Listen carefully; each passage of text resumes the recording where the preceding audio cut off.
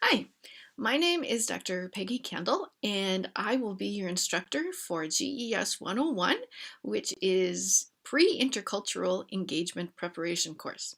And I'd like to take this opportunity to welcome you to class. And this particular lecture it will hopefully introduce you to the course and some of the requirements of the Z-TAG. So let me just say a little bit about the Z-TAG and GES 101. To get the Z-TAG, it's a three-step process.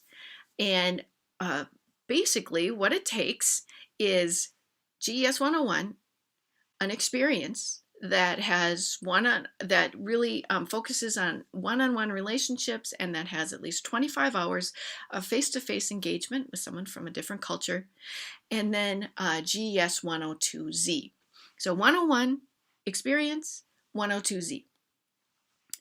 And one thing that you do need to keep in mind is that you really do need to take 101 first, have the experience, and then 102Z.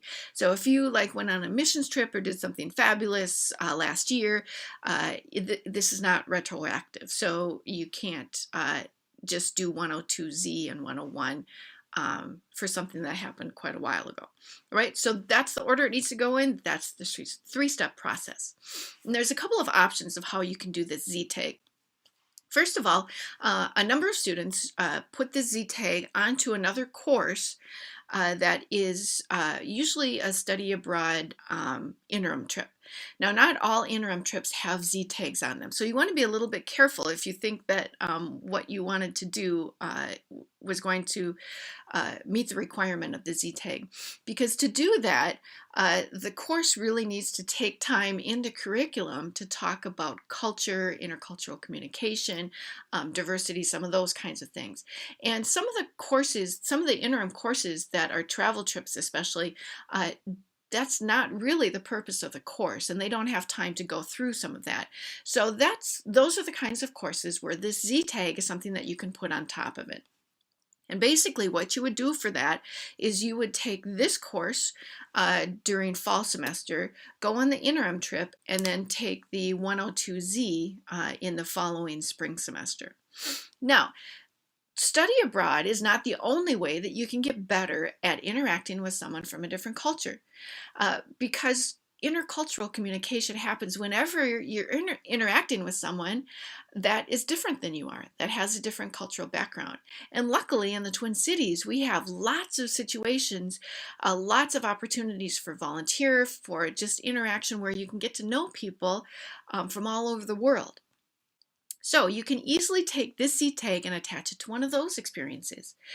It might be a structured volunteer experience through a homeless shelter downtown, or a after-school learning situation with kids from different backgrounds, or working with recently settled refugees or immigrants coming into the Twin Cities.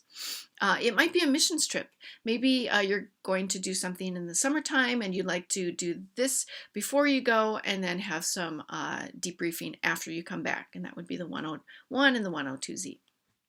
Or maybe you'd like to try out going to an international church downtown. There's a number of international churches where you go to church and then you hang out for potlucks afterwards. It would just take a couple of situations where share some food with people, a couple of weekends, and you would be building relationships and going to church and learning all about people from different cultures, and you could be fulfilling the requirements for the Z-tag. So as you see, there's a lot of ways you can get this 25 hours of intercultural interaction. You just need to make sure that you take 101 first, have the interaction, the structured set of interactions, and then 102Z. The Z-tag really is an important piece of your gen ed, of the gen ed courses and requirements, because interacting with someone from a different culture, you can figure out how to do it, but there's a way to do it well.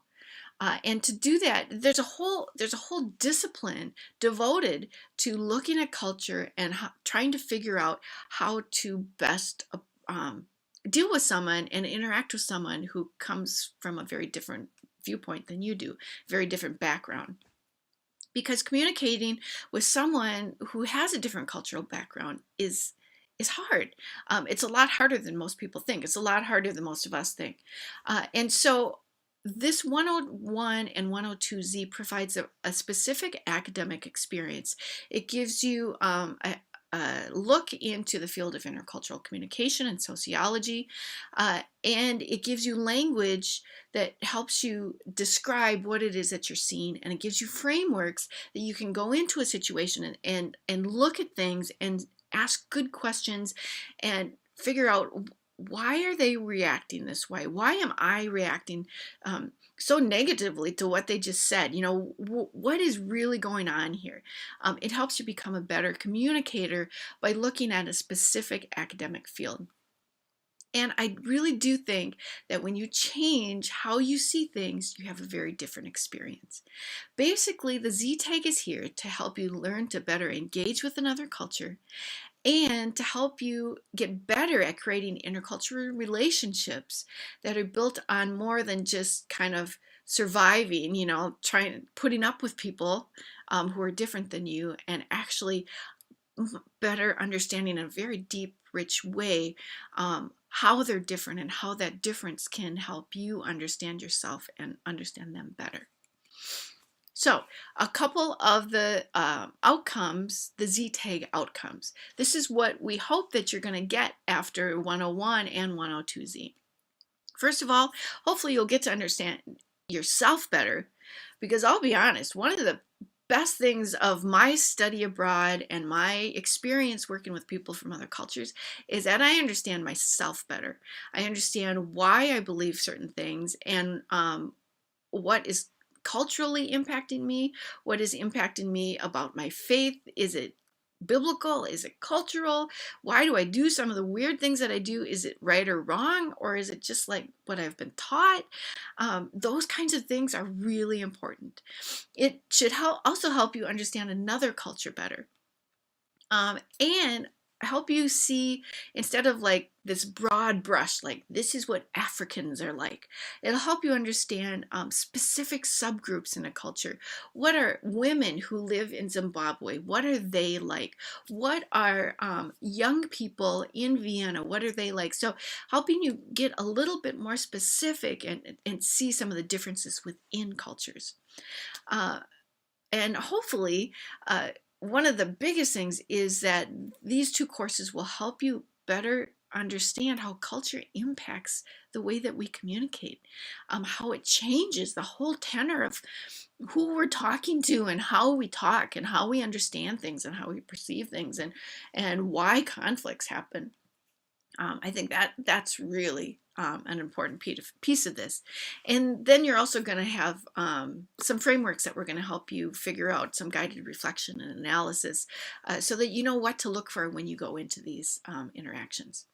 And you're going to have a couple of skills. These are the skills outcomes. You're going to get better at asking deeper questions. You're going to become a better listener. And hopefully, just overall, you're going to get better at and more willing to interact with people who are different than you. So once again, 3-step process. GS 101, this is probably the more content heavy piece of the process. You're going to have a number of readings, some online lectures, and a ton of activities that are going to provoke you to think about like yourself and how do you look at things, as well as get you good at asking deeper questions. So 101, you have the experience. During that experience, you're going to have a journal. You're going to have specific things in those journals, which will include some in-depth analysis using some of the frameworks that we've talked about in class. You're going to be recording stories, impressions, those kinds of things. And then GES 102, where you debrief the thing. So 101, experience, 102. Now, a couple of things about online learning. If you haven't been in an online class before, this is all online. I've decided not to have any interaction forums where you're interacting with other people. You can see what other people are doing in this class, but one of the things that gets a little bit tricky with a half-credit course like this is when you wait for other people to do a discussion forum, sometimes they don't do it on it just gets to be kind of a mess. So this is completely online. You can finish it as quickly as you want, But what I don't want you to do is to do it like all at the end, because that would be like really bad for you, for me, everybody. An online class is very different in that when you come into a classroom, it's like you know that you're going to class, right? You don't have anything else to do. You don't listen, you don't check Facebook at the same time or listen to music. You know, you come to class, you're in class. Online learning is different. You might have a million other things going on at the same time. And quite honestly, for a half credit course like this, you might forget that you have it. So don't do that. Don't forget that I'm here. I would strongly suggest that you choose one day of the week and you go either to the library or someplace and you just do this class. You put this class on your schedule. Now, the way this is set up is it's by week, and there's 7 weeks. And I would strongly suggest that you figure out what is due that week ahead of time, and you kind of, I've tried to set out about how many hours a week it should take. It might, those estimates might be wildly inaccurate. I don't know. I just thought it was a good idea. And everything is due on midnight of that week. Go in the order that is presented in Moodle. And remember, it's a half credit course, so it's only 7 weeks long. So if you take it at the beginning, the first half of the semester, you're going to be done, 7 weeks into the semester. Otherwise, if you start at the second half of the semester, you'll be done at the end. And please don't just do a ton of it all at once, because then you don't have a chance to really think through things a little bit. Now, here's the key with online learning. Come and talk to me or ask questions, because there's nothing worse than being all online and it's like you read my instructions on something and you're like, I have no idea what she's talking about.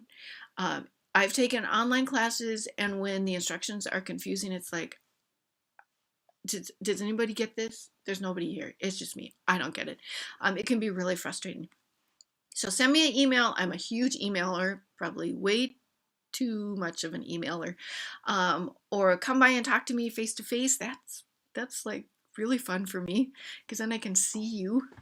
That's fun. But if you have questions, make sure that you come and talk to me or email me. Now, the final assignments you have, plan ahead. You've got one big PowerPoint that's due at the end. It's got a lot of stuff in there. You have a final proposal where it's like a contract. It's like, this is how I'm going to get my 25 hours. This is what I'm going to do. And then you need to keep to that contract. You also, once you get done with this, you need to sign up for 102Z. This is a prerequisite for that class. But don't forget to do that, because that's where you get the Z tag. Try and take that this semester right after when you do your experience. So the way this is supposed to work is you let's say fall semester, you take 101, then you do your interaction experience, like maybe during interim or the second half of fall semester, and then you take this class like in spring semester. That's how it's supposed to work. Sometimes it doesn't work quite that cleanly, but remember, 3-step process. Now, a couple of final words. First of all, attitude makes a huge difference. I know, okay, I get this.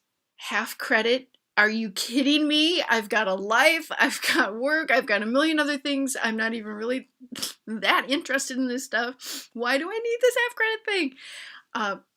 Attitude makes a huge difference. So let me just say, I get that. Some of you might not be happy that you have to do this, but I've taken a lot of time to go through and whittle things down to just some of the most interesting things that I found, some of the most interesting activities that I think will help best prepare you. And please be open, because you might learn something from this. One thing that I found is that if I'm expecting to learn something, I usually do. And especially when I have these cross-cultural experiences that are, they're awkward, and they make me feel stupid sometimes, and they make me feel frustrated. But every time I have one of these things, if I'm really looking for the learning experience in them, I get so much more out of it. So hopefully this course, this 101 course, will provide you with some interesting tools, help you learn some things about yourself, and it'll help you figure out how to ask good questions. Because at the end of the day, when you have your BA or your BS and you've got your liberal arts education, one of the things that you will have gotten better at is how to ask questions and see things in a way that is much more sophisticated. And that's what I'm here to help you do. So with that, I say welcome and let's get started.